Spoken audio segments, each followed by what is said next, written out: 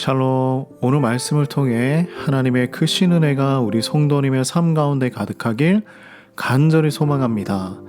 오늘 전도서의 말씀은 평소의 말과 조금 다르다는 것을 알 수 있어요.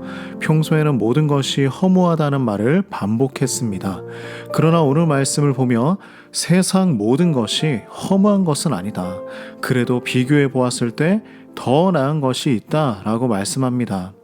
1절 말씀을 보니 좋은 이름이 좋은 기름보다 낫다고 하죠. 좋은 이름은 지혜와 인자한 성품으로 좋은 평판을 얻었다는 말입니다. 사람들에게나 후손들에게 기억에 남을 만한 이름이 되었다라는 것이죠. 기름은 가장 값비싼 향유를 말하고 있는 것입니다. 이 기름보다 나은 것이 바로 좋은 이름이라고 하는 것이죠. 우리는 여기에서 한 걸음 더 나아가길 원합니다.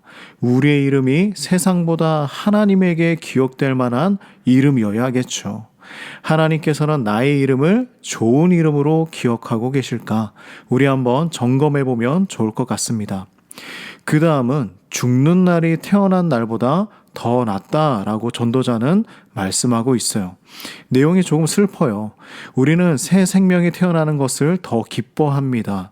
그런데 왜 세상을 떠날 때는 슬픔이 가득한데도 더 낫다고 말을 하고 있을까요?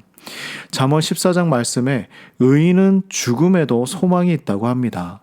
전도자의 시선에는 죽어야 죄에서 떠나 예수 그리스도와 연합할 수 있기 때문이죠. 그러니 죄짓기 시작하는 그 태어나는 순간보다 죄가 완전히 해결되는 죽음이 더 낫다고 말하고 있는 것입니다.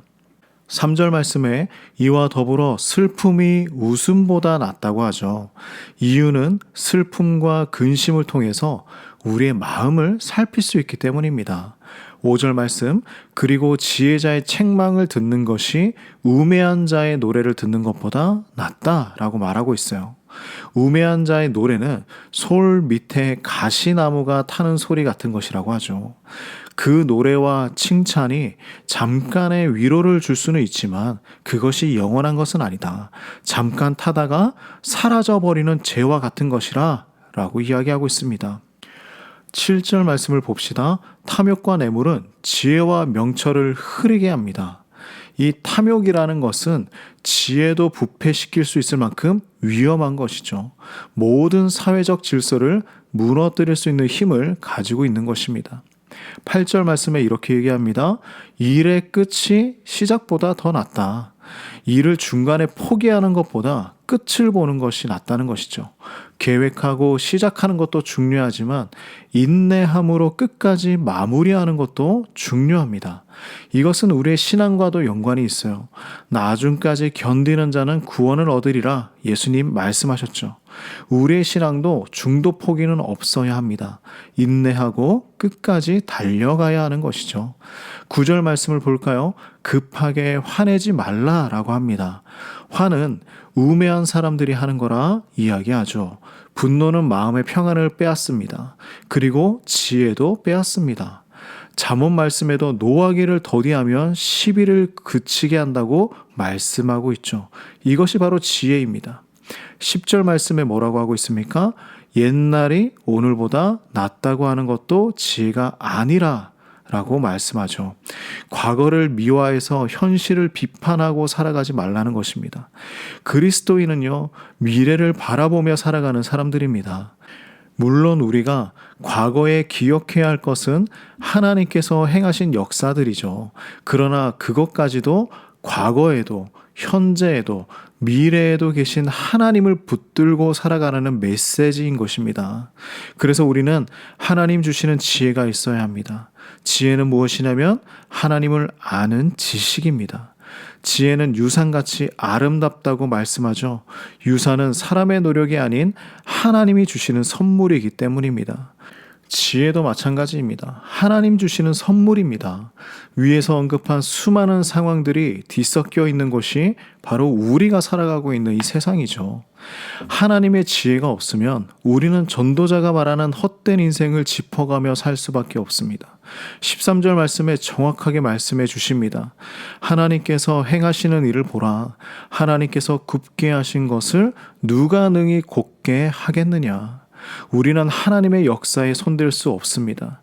다만 우리는 그 역사의 타임라인에 올라타서 이끌어 주시는 대로 순종하며 걸어갈 뿐이죠. 그래서 하나님께서는 다음과 같은 삶을 우리에게 주신 것입니다. 14절 말씀이에요. 형통한 날에는 기뻐하고 공고한 날에는 되돌아보아라. 이 두 가지를 하나님이 병행하게 하사 사람이 그의 장래일을 능히 헤아려 알지 못하게 하셨느니라. 아멘. 형통한 날에는 기뻐하고 공고한 날에는 되돌아보며 살아가는 삶입니다. 우리가 하나님의 모든 생각은 알 수 없지만 우리에게 허락하신 그 삶이 무엇인지는 알 수 있습니다. 하나님께서 형통하게 해주셨을 때 기뻐하며 살아가는 것, 공고한 날이 찾아왔을 때 염려 대신 하나님이 이끌어주신 삶을 되돌아보며 신실한 성도로 살아가는 것이죠. 오늘도 우리 주님 안에서 그렇게 기쁘게 살아가는 지혜로운 성도가 되시길 간절히 소망합니다. 하나님 아버지 참으로 감사합니다. 형통한 날에는 기뻐하고 공고한 날에는 되돌아보는 우리의 신앙이 될 수 있도록 인도하여 주시옵소서. 날마다 하나님 붙들고 하나님 안에서 기쁘게 살아가는 지혜로운 성도로 살아갈 수 있도록 인도하여 주시옵소서. 오늘도 각자의 처소에서 살아가는 우리 성도님들을 지켜 보호하여 주시고 하나님의 뜻 안에서 살아갈 수 있도록 인도하여 주시옵소서. 예수님의 이름으로 기도드립니다. 아멘.